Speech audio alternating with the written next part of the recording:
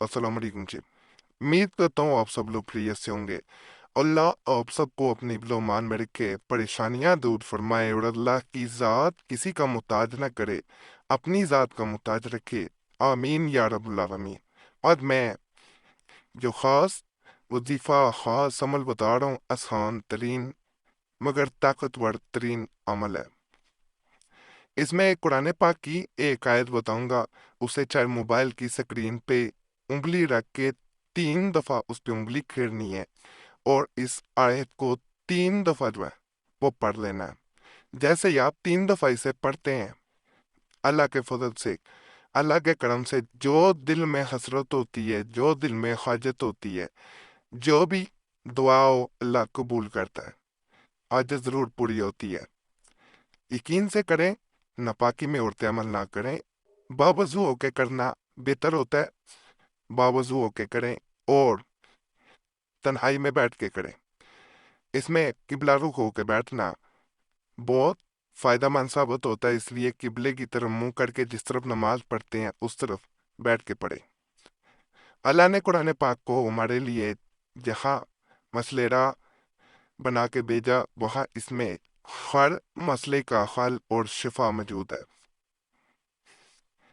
यहाँ तक कि गैर मुस्लिम भी कुरान पाक के मोजज़ात और इसकी लिखी हुई बातें जब पढ़ते हैं और उन पे अपने तजर्बे करके देखते हैं, तो वो ये बात कभी भी नहीं इनकारी करते कि अल्लाह ने जो जो इस किताब में लिख दिया है वो सब कुछ सच है, झूठ नहीं है। तो अल्लाह की इस किताब में लिखी गई आयत को अगर अपने मसले के मुताबिक इंसान पढ़ता है और अल्लाह से दुआ करता है, तो अल्लाह ज़रूर फजल करता है।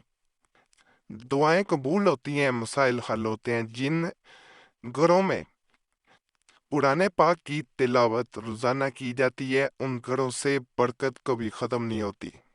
याद रखिएगा, जो लोग सुबह उठ के कुरान पाक की तिलावत करते हैं, उनके दिल को एक सुकून ज़रूर रहता है सारा दिन। जो लोग तिलावत करते हैं उनसे पूछ के देखिएगा। और जब इस वजीफे के मुताबिक यानी इस अमल के मुताबिक जो आयत बताऊं उस पे उंगली रख के, जैसे स्क्रीन पे नजर आ रहा होगा, आप इस आयत को सिर्फ 3 दफा पढ़ते हैं, अपने दिल में वो हजत, वो हसरत, वो दुआ जो कबूल नहीं हो रही, जो हजत पूरी नहीं हो रही, उसको लेके आते हैं, तो अल्लाह के फजल से वो हजत, वो दुआ जरूर पूरी होती है।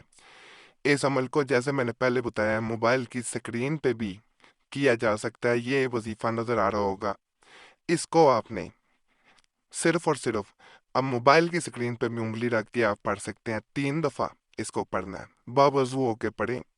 इंशाल्लाह इंशाल्लाह जो भी दुआ, जो भी हाजत है वो पूरी होगी। ये सूरह बकरा की आयत 52 है। तो इसे आप पुराने पाक में से भी खोल के पढ़ सकते हैं। उंगली रख के 3 दफा उंगली फेरनी है। अगर मुश्किल है तो यही मोबाइल पे अपने या कंप्यूटर पे जिस पे आप ये वीडियो देख रहे हैं, आप उस पे 3 दफा इस पे उंगली फेर के पढ़ना और अपनी हाजत याद करनी है। अल्लाह के फजल से वो हाजत बुरी होगी। ये तरीका दोबारा बता देता हूँ। इस तरह उंगली रख के तो आपने इस आयत मुबारक को पढ़ना है, सूरह बकरा की आयत नंबर 52, 52। इसको आपने इस तरह भी पढ़ सकते हैं। और अगर मोबाइल की स्क्रीन पे पढ़ना चाहें तो मोबाइल की स्क्रीन पे उंगली रख के आपने फिर इस तरह पढ़ना है। और जो जो इसके अल्फाज आप आयत के पढ़ेंगे उसके नीचे उंगली जो है वो फेरते जाना है और अपनी हाजत याद करते जाना है। जैसे जैसे हाजत याद करेंगे, 3 दफा पढ़ेंगे, मुकम्मल होगा अमल, तो अल्लाह के फजल से फायदा होगा। इससे आगे भी लोगों को बता सकते हैं। बाकी अल्लाह से यही दुआ है कि अल्लाह सब पे अपना खास फजल फरमाए, सब पे रहम फरमाए, सब की नेकियत पूरी फरमाए। इजाज़त के लिए चैनल सब्सक्राइब कर लिया करें और घंटी के निशान पे भी ज़रूर दबाया करें और वीडियो लाइक कर दिया करें, ताकि आपको इस चैनल के मुजरब तवीज़ात वज़ाइफ अमलियात मिलते रहें, जिनसे हज़ारों लोगों को फ़ायदा होता रहता है। कमेंट्स आप पढ़ते हैं। باقی اللہ سے یہی دعا ہے جو لوگ بھی اس چینل پہ کسی بھی نئی حاجت کے ساتھ آتے ہیں، اللہ ان کی وہ حاجت پوری فرمائے، دشمنوں کے شر سے بچائے۔ جو بچے بچیاں کسی خاص جگہ شادی کرنا چاہتے ہیں، اگر ان کے لیے وہ رشتہ مناسب ہے تو اللہ ان کے لیے آسانیاں پیدا فرمائے۔ جو ماں باپ بچے بچیوں کے رشتوں کی وجہ سے پریشان ہے، اللہ ان کی وہ پریشانیاں دور فرمائے، اسباب ایسے پیدا ہوں کہ انسان کو پتہ بھی نہ چلے اور معاملات حل ہو جائیں۔ نافرمان اولاد ہے تو اللہ ان کو فرما بردار بنائے، آمین۔ صلی اللہ تعالی